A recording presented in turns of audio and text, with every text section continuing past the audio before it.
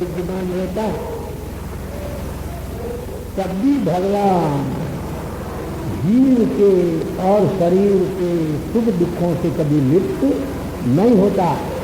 जैसे सूर्य का प्रतिबिंब सब जलाशयों में गिरता है, लेकिन जलाशयों की गंदगी सूर्य की किरणों में नहीं आती, वायु में भले ही आता है।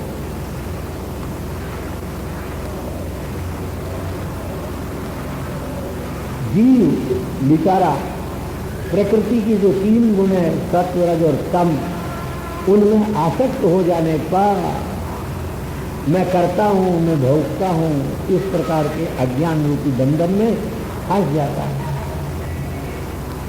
तब प्रकृति से उत्पन्न होने वाले जो कर्मों के दोष है, उससे कभी देवता बनता है, कभी पशु पक्षी बनता है, कभी पेड़ पौधा बनता है और कभी मनुष्य शरीर को प्राप्त कर लेता है। वास्तव में ये कुछ है नहीं। तब भी जीव संसार के बंधन से तब तक नहीं छूटता जब तक भगवान के पावन चरणारविंद की प्राप्ति न हो। हाँ, छूट सकता है असन मार्ग में लगे हुए, कुमार्ग में लगे हुए चित्त को कुमार्ग से हटाकर भगवान की भक्ति में चित्त को लगाए और संसार के ब्रह्मलोक पर्यंत पदार्थों से अपने आप को विरक्त करे और धीरे धीरे चित्त को भगवान के चरणों में लगाने का प्रयत्न करे। यम, नियम, आसन, प्राणायाम, प्रत्याहार, धारणा, ध्यान और समाधि, ये योग की 8 सीढ़ियां हैं।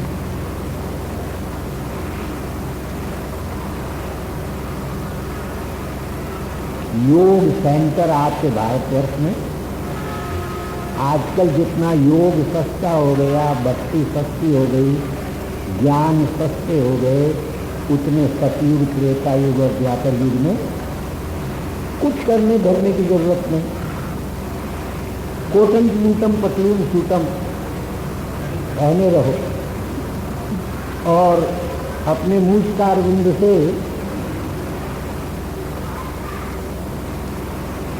Broad gauge, metre gauge, narrow gauge के इंजन की तरह धुआं भी निकाल के चले। योग सेंटर के पास जाकर के उसकी दीवार पर खड़े खड़े narrow cut, American cut pant पहने हुए गोविंदा नमो नमः भी कर लो और अंदर जाकर के अकड़ के बैठ जाओ। वाह, क्या कहते हो? तो कहते हैं भावातीत ध्यान करते।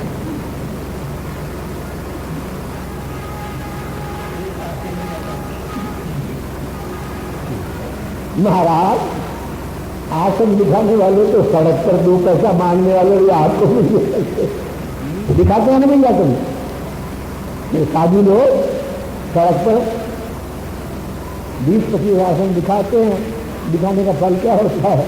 2-2, 4-4 पैसा उनको आप दे दीजिए। इस प्रकार के आसनों से भी कभी भगवान की प्राप्ति हो जाएगी।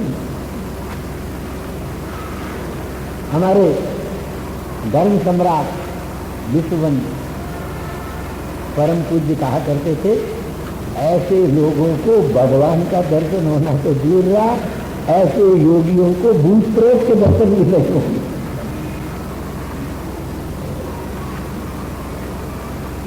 यम नहीं, नियम नहीं, आसन नहीं, प्राणायाम नहीं,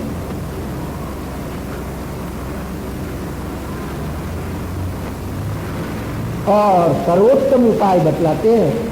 इन सब के करने में असमर्थ हो तो केवल मेरी परम पावन कथा सुधा रूपी अमृत का पान करे। करते करते अवश्य चित्त एक दिन शांत हो जाएगा, एकाग्र हो जाएगा। हाँ,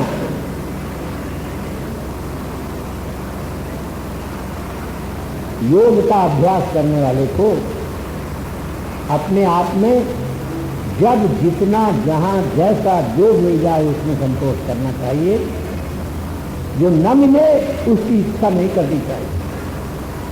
हित मित और मेघ भोजन करना चाहिए। आजकल के योग सेंटर में जाओ, आप चाहे प्याज खाओ, चाहे लहसुन खाओ, चाहे मांस खाओ, चाहे मदिरा पियो, बस बैठ जाओ अकड़ करके उनके सामने। योग तत्व बता देंगे वो, आप योगी बना देंगे थोड़े दिन में, और उड़ा भी देंगे। अभी दिल्ली में प्रदर्शन हुआ,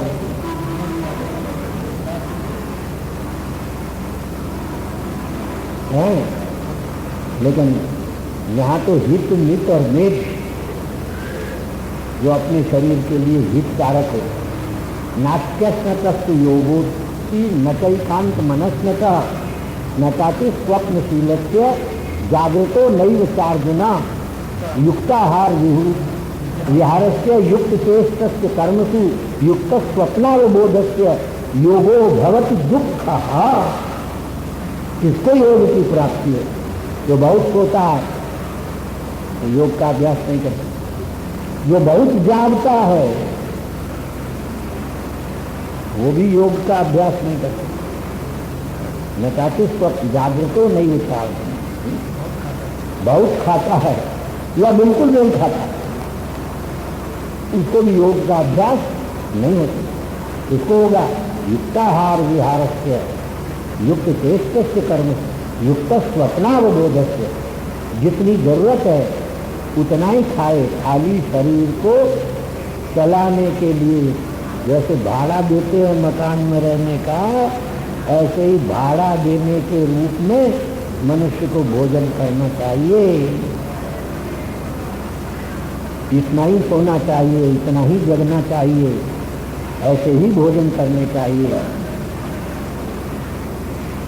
अच्छा, और अपने मन को शांत रखना चाहिए, एकांत का सेवन करना चाहिए। आजकल के योगीराज एयर कंडीशनड रूम में योग का अभ्यास कराते हैं, और प्राणी मात्र पर दया का भाव रखना चाहिए। ये कारण सहित शरीर में ममता का त्याग कर देना चाहिए। इस प्रकार तीनों अवस्थाओं से निवृत्त होकर के, जैसे नेत्र से हम भगवान सूर्य को देखते हैं, ऐसे योगी परिपूर्ण ब्रह्म के स्वरूप का दर्शन कर लेता है और उनकी प्राप्ति कर लेता है। जैसे कभी कभी चिकनी दीवार पर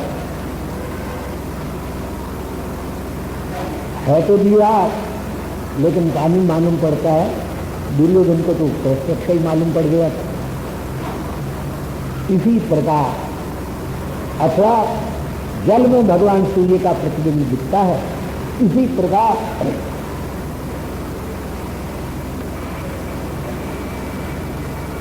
भगवान भी अपने चित्त में योगियों को अपना स्वरूप प्रकाशित कर देता है।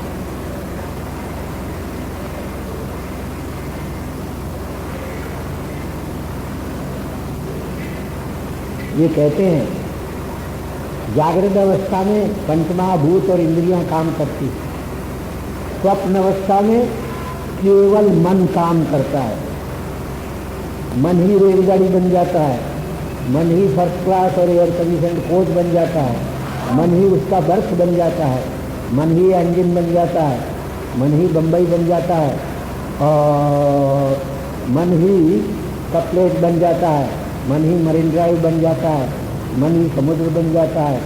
और वो सैर करने के लिए हवाई जहाज या जल का जहाज भी मन ही बन जाता है स्वप्न में। लेकिन सुसुप्ति अवस्था में वह मन भी पूरी तकी नाड़ी में जाकर के लीन हो जाता है। लेकिन आत्मा उसको न नींद आती है, न उसमें किसी प्रकार का अहंकार होता है। केवल अज्ञान और सुख, दो चीजों का भान उस समय रहता है। अंधकार के नष्ट रहने पर, नष्ट हो जाने पर भी जैसे हम लोगों को मालूम पड़ता है कि अंधेरा छोड़ के दूसरी जगह कहीं चला गया। इसी तरह से जीव कभी नष्ट नहीं होता, लेकिन झूठे ही अपने आप को नष्ट हुआ मान लेता है, अपने आप को मरा हुआ मान लेता है, अपने आप को पैदा होने वाला मान लेता है।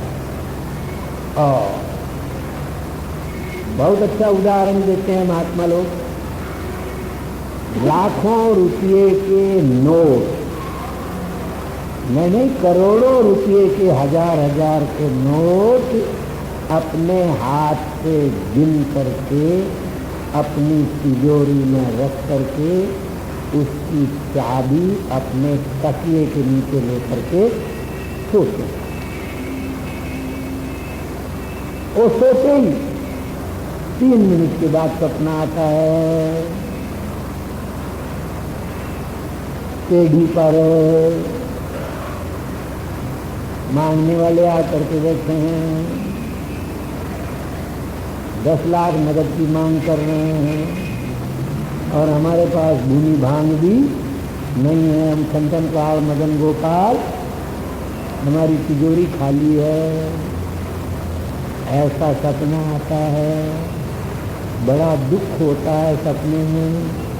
ये बात याद नहीं रहती कि अरे मैं 3 मिनट पहले नींद जब नहीं आई तो ये मांगने वाले तो 10 लाख के ही मांगने वाले आए हैं, मैं तो करोड़ के नोट रख करके सो रहा हूँ। इन मांगने वालों को 10 लाख दे करके इस दुख से क्यों मैं टूट जाऊं। ये याद सपने में नहीं आती और लिक्विडेशन की दरखास्त सपने में लग जाती है। ऐसे ही आत्म तत्व परमात्म तत्व प्राणी मात्र के अत्यंत समीप विद्यमान होते हुए भी जैसे सपने में अपनी सारी संपत्ति को व्यक्ति भूल जाता है और दारिद्र्य दुख से दुखी होता है, ऐसे ही परमात्म तत्व जो अपने हृदय में ही वर्तमान है उसको भूल जाने के कारण जीव संसार के नाना प्रकार के दुखों से दुखी होता है। और इन दुखों से तो जब तक ये अज्ञान रहेगा तब तक छुटकारा होना अत्यंत कठिन है। इस प्रकार का यदि विचार मनुष्य की बुद्धि में आने लगे तो एटम बम बनाने का विचार चाहे आए चाहे न आए, रेलकार रेडियो बनाने का विचार चाहे आए न आए, ये विचार मन में अगर किसी महाभाग्यवान पुरुष के जन्म जन्मांतर युग युगांतर कल्प कल्पांतर में उदय हो जाए तो वो संसार के सभी दुखों से छूटने का ज्ञान प्राप्त कर सकता है। ये प्रकृति और पुरुष दोनों ऐसे भूले भूले हैं कि इनके भेद का ज्ञान होना बड़ा कठिन। और जब तक भेद का ज्ञान न हो तब तक प्रकृति पुरुष का माया पुरुष का पिंड छोड़ती है। इसके स्वरूप का ज्ञान होने पर ही ये पिंड छोड़ती है।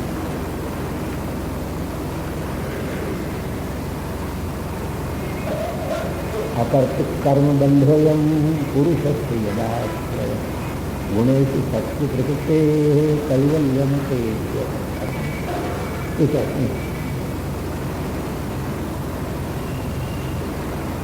वास्तव में जीव तो करता है नहीं, प्रकृति ही सब कुछ करती धरती है।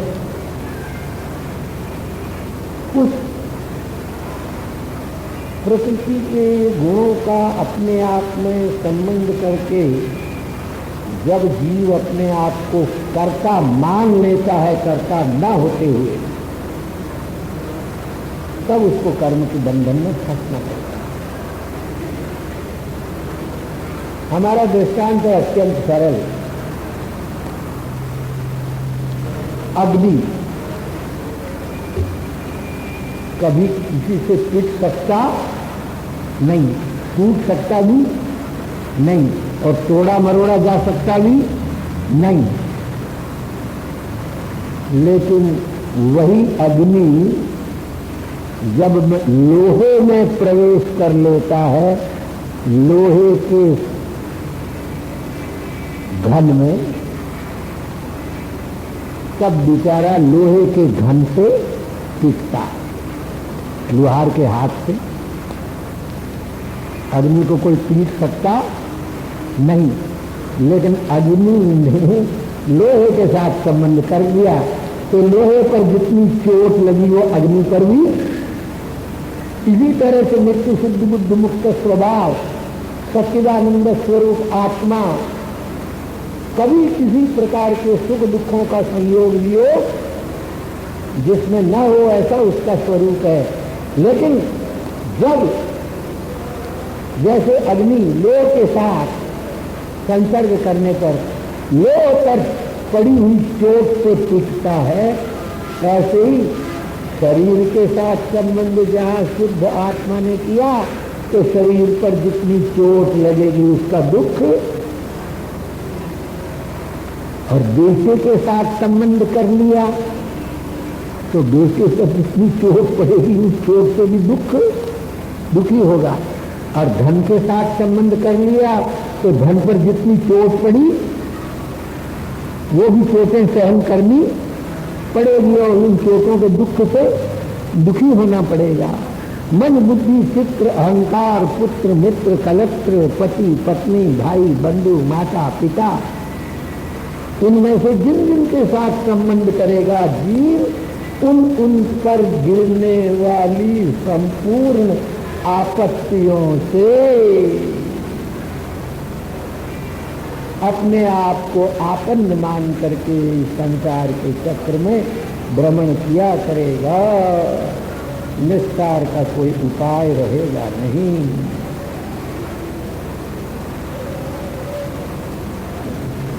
हाँ, एकमात्र उपाय इसके चक्कर में पड़ने से तो जीव बारंबार पैदा होता है, बारंबार मरता है, अजन्मा होते हुए भी, अमर होते हुए भी, अजर होते हुए।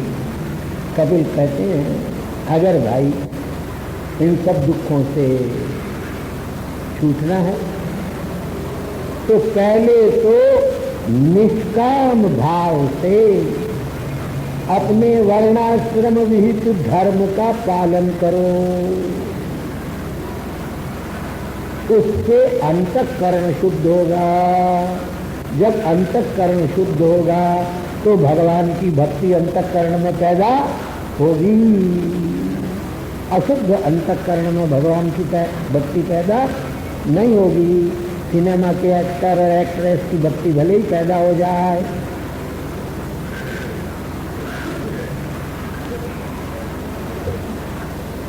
फिर भगवत स्वरूप के ज्ञान की इच्छा हो जाएगी।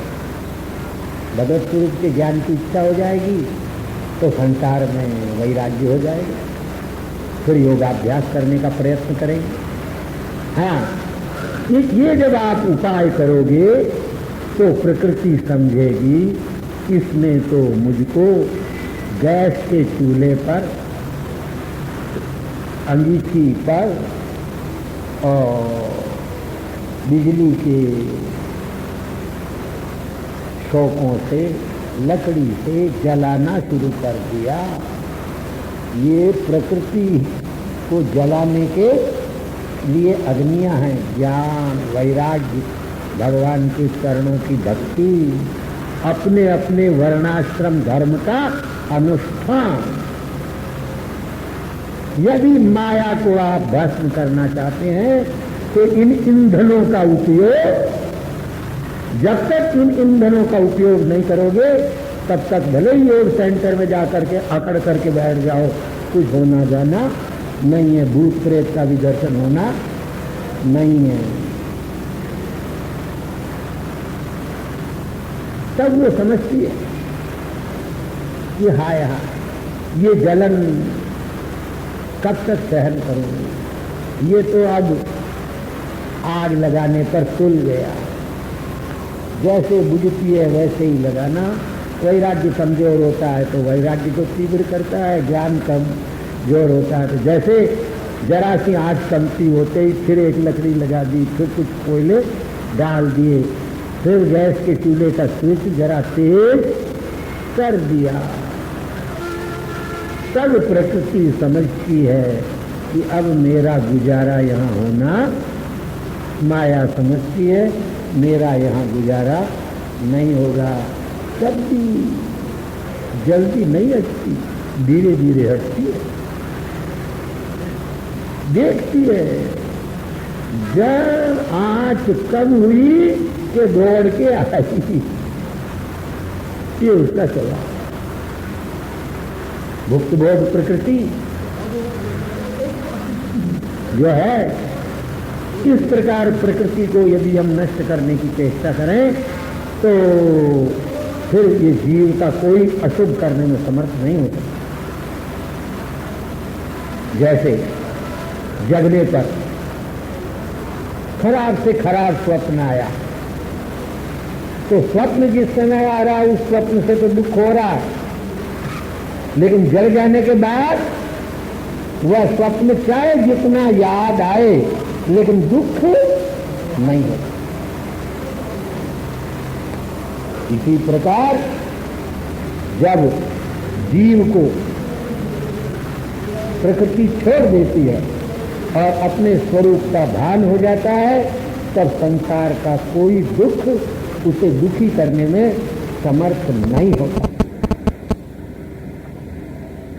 ऐसा तत्ववेत्ता जो पुरुष है वो भगवान के चरणारविंदों में मन जरूर लगाता है, लेकिन प्रकृति को गालियां नहीं देता, भगवान को गालियां नहीं देता। आजकल तो जरा सा दुखी हो जाए कोई आदमी तो सबसे पहले वो प्रकृति और भगवान को ही गाली देता है और कहता है तेने मेरा ये बिगाड़ दिया, तेने मेरा ये बिगाड़ दिया। किंतु ऐसा परमात्मा तत्व का ज्ञान प्राप्त करने वाला व्यक्ति वह मेरा भक्त हो जाता है, सब जगह उसको वैराग्य उत्पन्न हो जाता है, उसके मन के सारे संशय कट जाते हैं और मोक्ष नाम के मेरे स्थान को प्राप्त कर लेता है, जहाँ मृत्यु चाहे जितना घमंड प्राप्त करे उस स्थान पर पहुंचने की उसकी शक्ति नहीं है।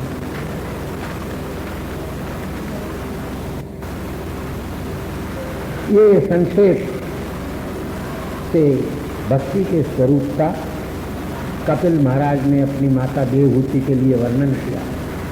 फिर अब वैष्णव अष्टांग योग का लक्षण भगवान अपनी माता को कहते हैं। योग का लक्षण सुनो माँ। योग दो प्रकार का है, एक सबीज और एक निर्बीज। गीतोक्त जो निर्बीज योग है, निर्गुण योग है, वो तो ये भी कहते हैं कि अत्यंत दुष्कर है। साधारण मनुष्य की उसकी गति, मनुष्य की उसमें गति नहीं है। इस वास्ते में निर्बीज असंप्रज्ञात योग का लक्षण न कह करके सबीज योग का ही लक्षण कहूंगा, जिससे मन सर्ग सन्मार्ग में लग जाए। उसका सबसे पहला उपाय तो है स्वधर्माचरणम भक्त्या विधर्माच। अपने अपने वर्ण और अपने अपने आश्रम के अनुसार धर्मों का आचरण करे और विधर्म का परित्याग करे।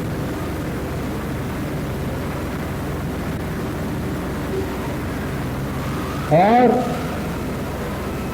अपने प्रारब्धवशात जो कुछ खाने पीने सोने रोने धोने की वस्तुएं जितनी जैसी प्राप्त हो जाए उनमें ही संतोष कर।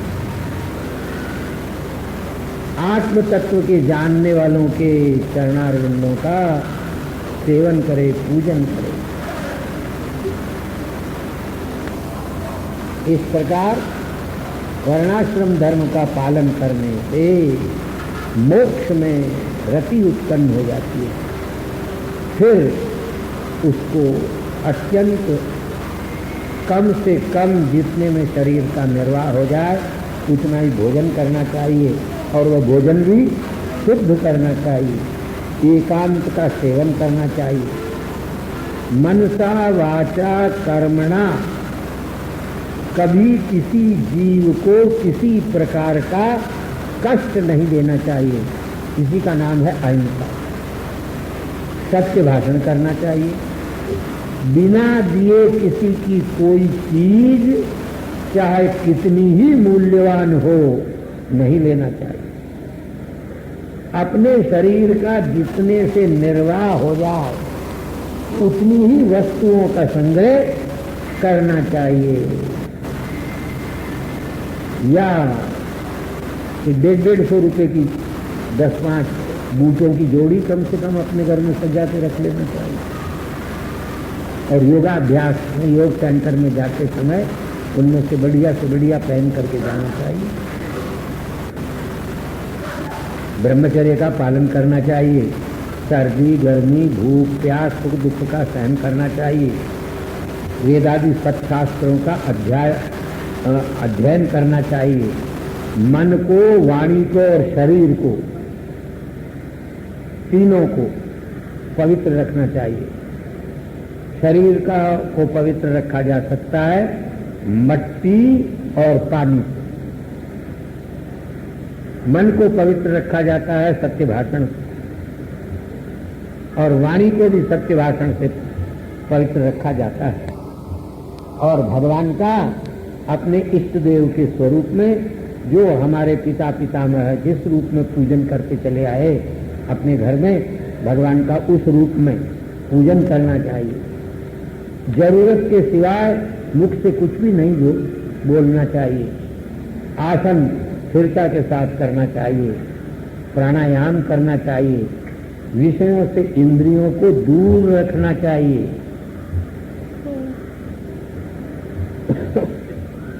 मूलाधारादि जो 6 स्थान है उनमें प्राणों को ला करके स्थापित करना चाहिए।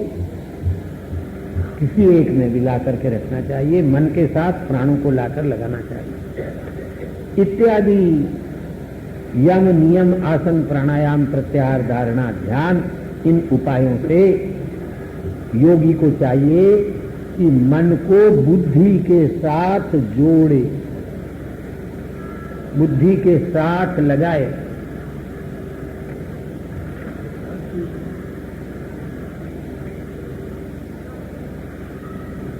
मतलब यह है, मन को तो बनाए बेगारी और बुद्धि को बनाए उसके ऊपर नियंत्रण करने वाला सिपाही।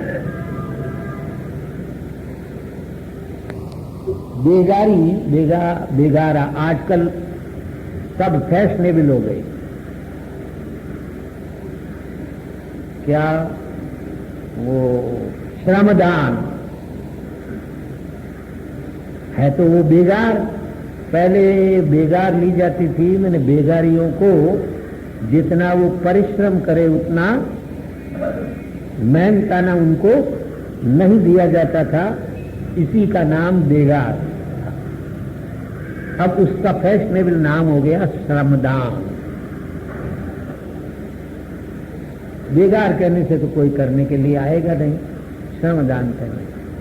तो बेगारी समझता है कि ये मुझसे काम तो लेता है, लेकिन मेहनताना तो देता वेता नहीं, कुछ नहीं है।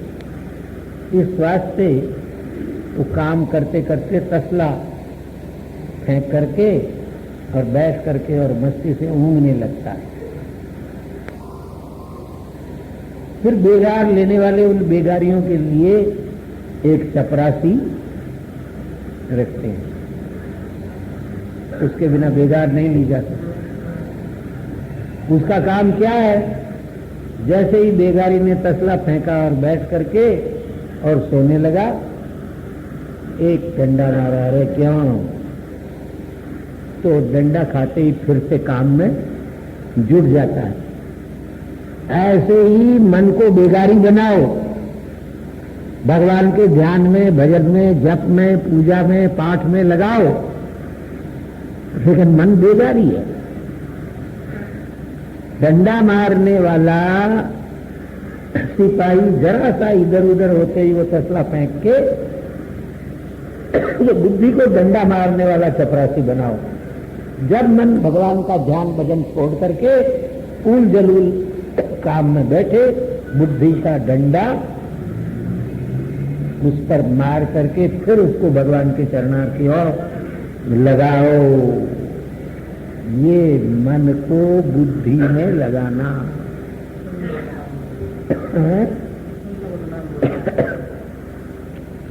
में लगाओ।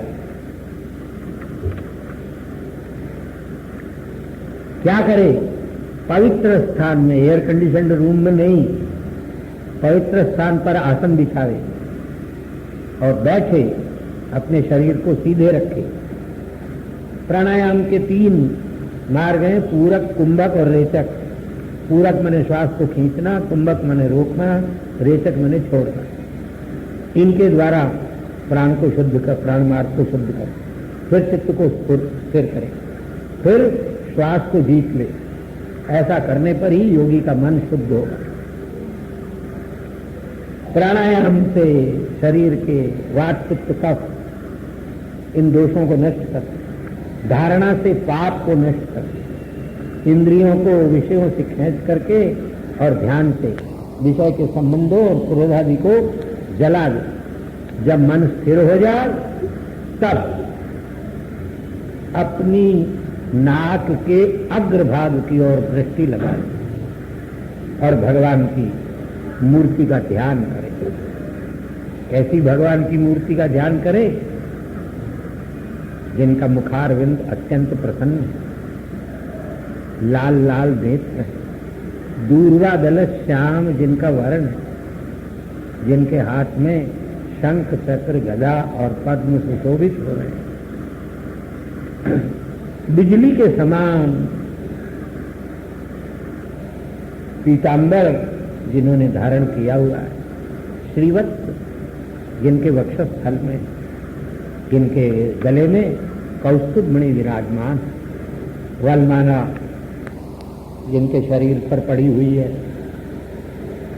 अमूल्य हार, वलय, किरीट, अंगद माने बाजूबंद और उत्तमोत्तम नूपुर से जिनके चरणारविंद सुशोभित हो रहे हैं, भक्तों के हृदय कमल में जिन्होंने अपना स्थान बना रखा है, शांत होकर के जहाँ रहते हैं, संसार में करोड़ों कामदेव को ले जाने वाला जिनका रूप है, सारे एक रत्ना थी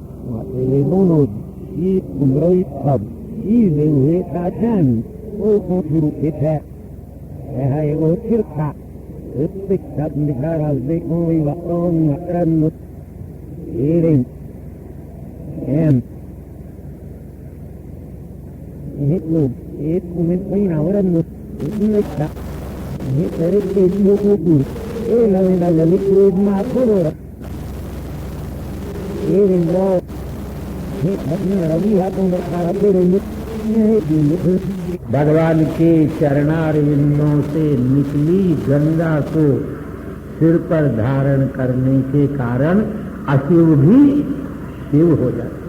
शिव अशिव शिवोभूत।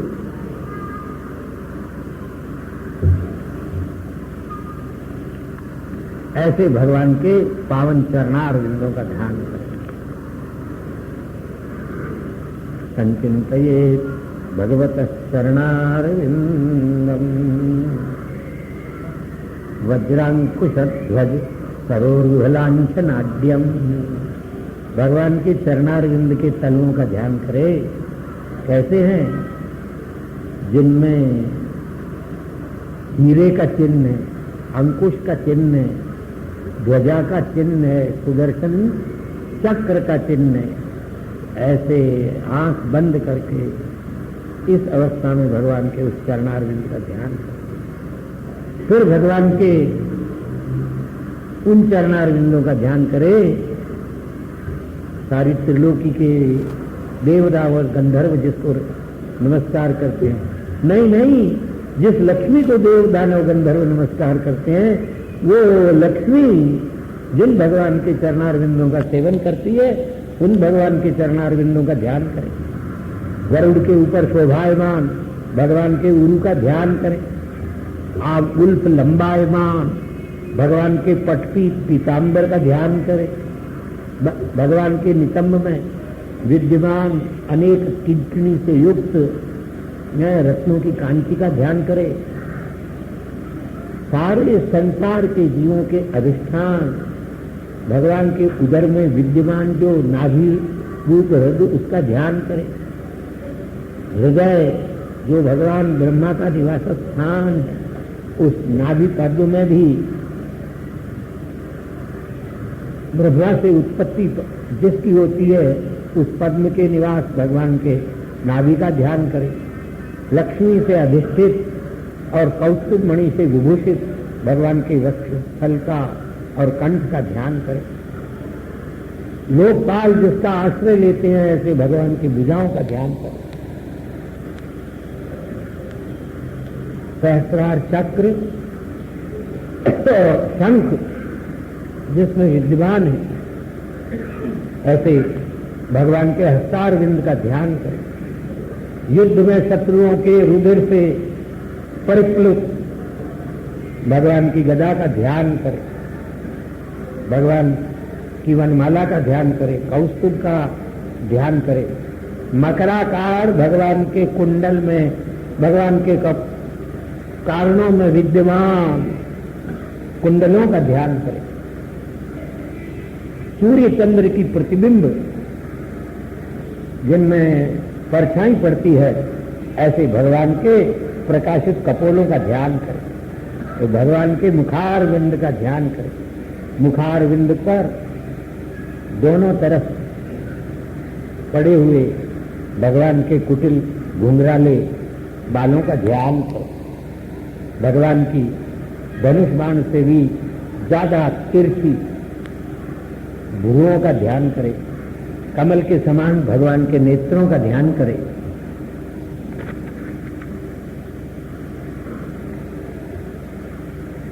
फिर जिसकी प्रसन्नता का कोई ठिकाना नहीं, ऐसे भगवान की प्रसन्नता और जो आध्यात्मिक आदिदैविक आदि भौतिक दुख को निवृत्त कर देने वाली है, ऐसी भगवान के कृपा कटाक्ष का ध्यान करें, विलोकन का ध्यान करें।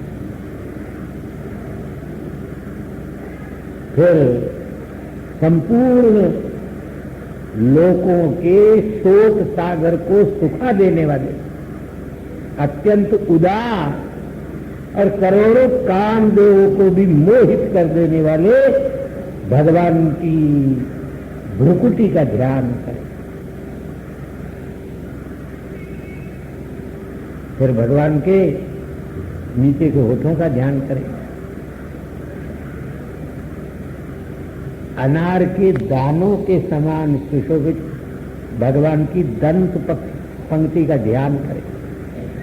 ऐसे उस भगवान के संपूर्ण शरीर को अपने हृदय रूपी खजाने में बिठा करके और उस चित्त को लेश मात्र भी भगवान के ध्यान से विचलित न हो, इस प्रकार अपने हृदय रूपी आकाश में भगवान का ध्यान करें और भगवान के भाव को प्राप्त कर ले।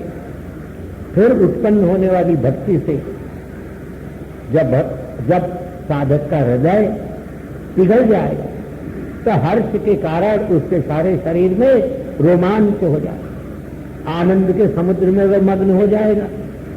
फिर तो ध्याता ध्यान और ध्येय ये त्रिपुटी उसकी नष्ट हो जाएगी। अखंड आत्मा स्वरूप भगवान परमात्मा का उसको दर्शन हो जाएगा, सुख दुख सब विकारों से छूट जाएगा। ऐसा करने से बेहद संपूर्ण उपाधियों से मुक्त होकर के मनुष्य थोड़े दिन में जीते जी ही जीवन मुक्ति को प्राप्त कर लेता है।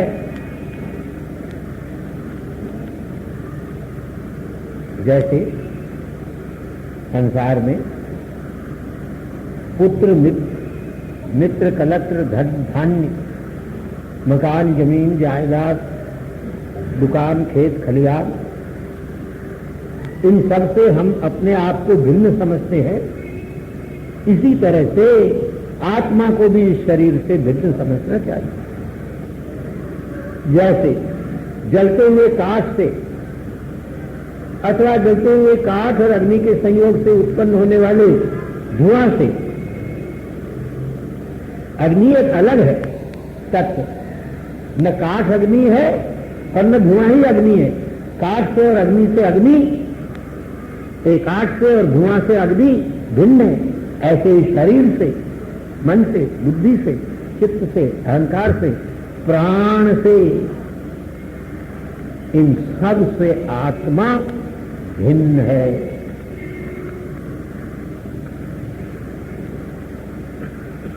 ओ वही ब्रह्म स्वरूप है।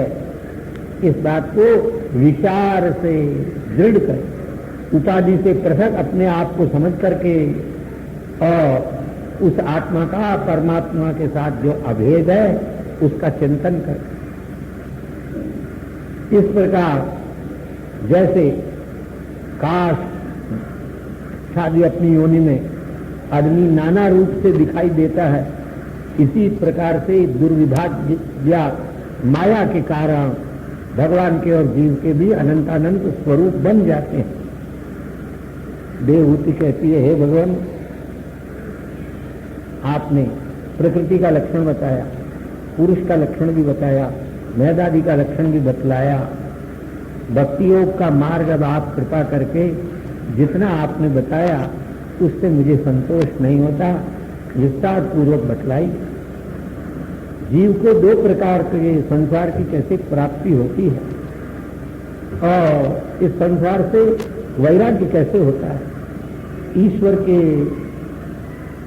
स्वरूपभूत काल का और अपने स्वरूप का भी स्वयं वर्णन करके और मुझे बताइए।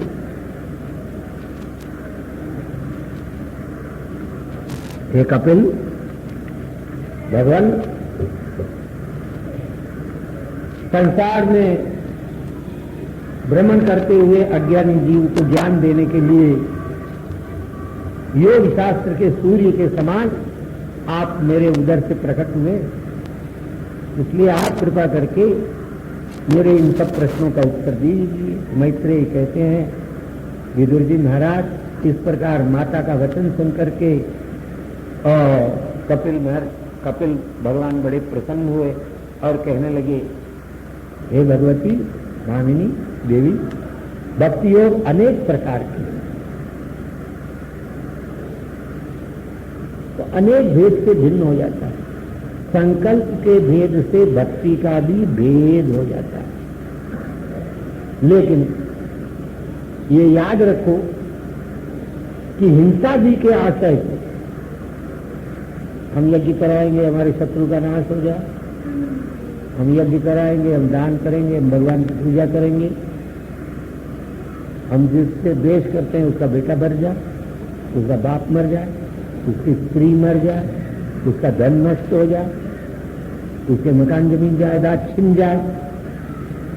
इस प्रकार हिंसा को उद्देश्य करके की जाने वाली जो भक्ति है भगवान की, उस भक्ति का नाम है तामसी भक्ति। यश ऐश्वर्यादि विषयों का संकल्प करके और जो भगवान की भक्ति है उसका नाम है राजसी भक्ति। किसी भी प्रकार के फल की इच्छा न रख करके की जाने वाली जो भक्ति है वो है निर्गुण भक्ति। वो कैसे उत्पन्न होती है? मेरे गुणों का सुनने से, केवल जहां मेरे गुण को सुने, सुनते ही मन मेरे में लग जा, बस मत गुण स्मृति मात्र हो। यही ऐसी भक्ति करने वाले लोग, वो तो मेरे बिना सालोक्य, सामीप्य, साष्टी और सायुज्य, ये 4 प्रकार के मोक्ष भी अगर मैं उनको दूं तो वो इनकी इच्छा नहीं करेंगे। मेरी प्रतिमा का, मेरी मूर्ति का दर्शन करना,